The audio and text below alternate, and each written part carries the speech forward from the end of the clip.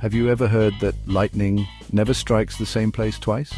Or that being out in the cold can give you a cold? These are just a couple of the many misconceptions that have weaved their way into our collective understanding of the world. They have passed down through generations and as a result have become so ingrained in our consciousness that we accept them as facts. But today, we're here to debunk those myths and set the record straight. From misunderstood natural phenomena to long-held historical beliefs, this list confronts these widespread fallacies head-on.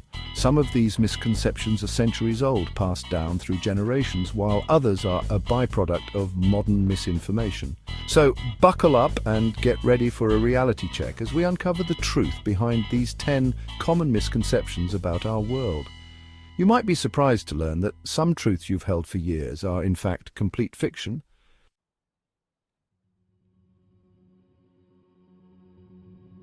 When you hear the word desert, scorching sand dunes under the blazing sun probably spring to mind, but here's a shocker: not all deserts are hot.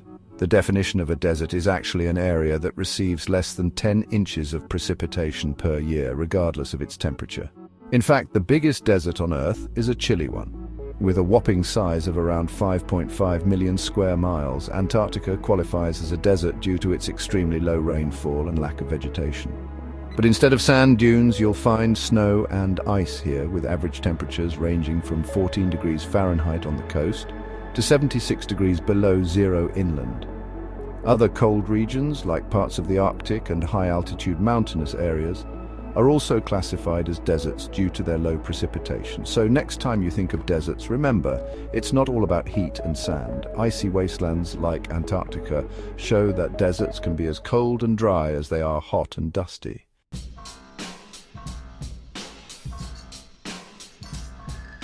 Diamonds are often touted as rare and precious stones, a symbol of luxury and wealth.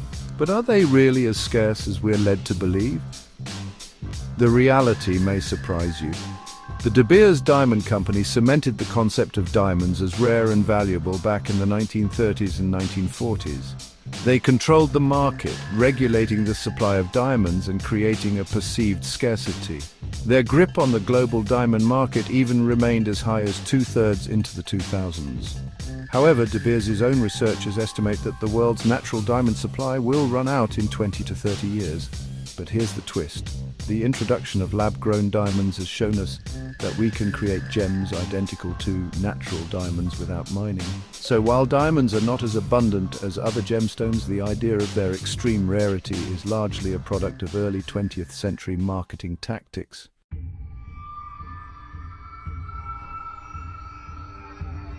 The infamous fruit that Eve plucked in the Garden of Eden has been portrayed as an apple in countless paintings, films, and stories. It's so ingrained in our minds that it's hard to imagine it being anything else. However, here's the catch: the Bible never specifically identifies the fruit from the tree of knowledge. It only refers to a fruit. The apple misconception can be traced back to Latin translations of the Bible, where the word malus was used, which can mean both evil and apple. This over time linked the two ideas. By the Middle Ages, the myth was firmly established, even though it had no direct scriptural basis. Various scholars have proposed that the actual fruit could have been a fig, grape, pomegranate, or another species common in the Middle Eastern cradle of civilization. Despite these speculations, the true identity of the forbidden fruit remains unknown.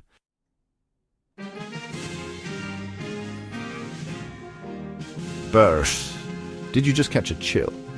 You might believe it's a precursor to catching a cold, but that's not exactly true, although it's a common misconception that being out in the cold or getting wet can make you sick.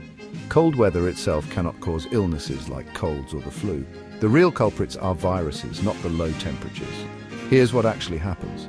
Cold viruses propagate more easily in drier indoor conditions, which are more prevalent in cold weather.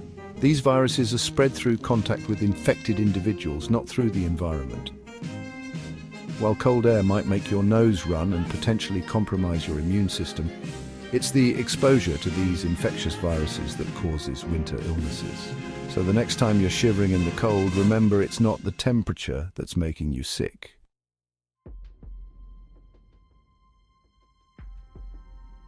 Contrary to popular belief, lightning can and does strike the same place twice. In fact, it often hits the same spot multiple times, especially if the conditions are right for a strike. Lightning is naturally attracted to the tallest object in an area, and this often becomes a repeated target. The Empire State Building, for example, gets struck by lightning numerous times each year. Other natural and man-made high structures like tall trees, mountains, and radio antennas also often become lightning magnets. While the probability of any random spot being struck twice is low, fixed landmarks often get hit multiple times given the right conditions. So next time you're seeking shelter during a thunderstorm, remember that the tree that just got hit might very well be struck again. The idea that lightning never strikes the same place twice.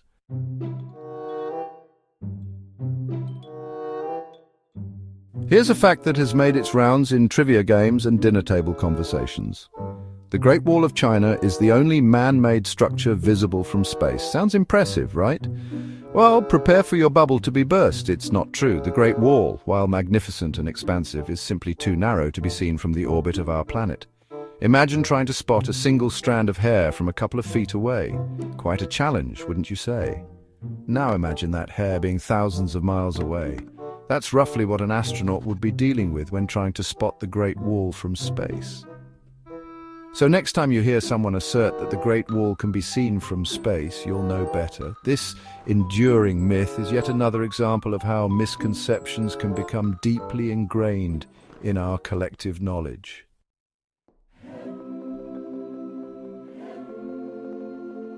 Those iconic humps on a camel's back are often thought to be filled with water, right? After all, camels are famous for their ability to endure harsh desert conditions and travel long distances without water.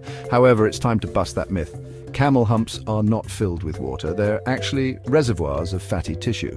This fat is metabolized into energy when food and water sources are scarce, sustaining the camel on its long desert treks. When a camel finally gets to hydrate, it can drink up to 40 gallons or 151 liters of water in one go, but this water is stored in their bloodstream, not in their humps. So while camels are indeed remarkable survivors of the desert, it's not because they're hauling around portable water tanks on their backs. The truth is much more fascinating. Their humps are energy reserves ready to be tapped when the going gets tough.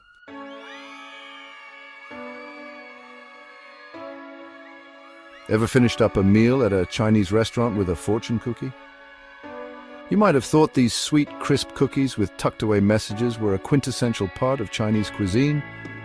Well, think again. Fortune cookies aren't actually a Chinese invention. They have their roots in Japan and San Francisco. The cookies, as we know them today, complete with fortunes, originated in early 20th century San Francisco. They were made by Makoto Hagiwara, a Japanese immigrant in the Japanese tea garden. However, a similar type of cookie with a message inside was found in Japan as far back as the 19th century. Though fortune cookies might be a staple in American Chinese restaurants, they aren't a genuine part of traditional Chinese cuisine. Next time you crack open one of these cookies, remember that its origins are a blend of American innovation and Japanese tradition.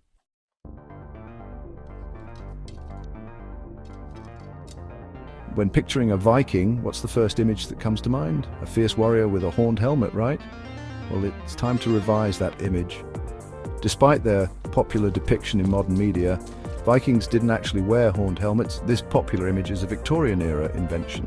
The idea of Vikings wearing horned helmets was largely propagated by 19th century romanticized artistic representations. In reality, there's no historical evidence to suggest that Vikings wore such helmets. Practicality discouraged the use of horns. Imagine the difficulty of navigating a ship or engaging in battle with unwieldy horns on your head. So while the horned Viking helmet might make for great theatre or comic book imagery, it's a far cry from historical truth.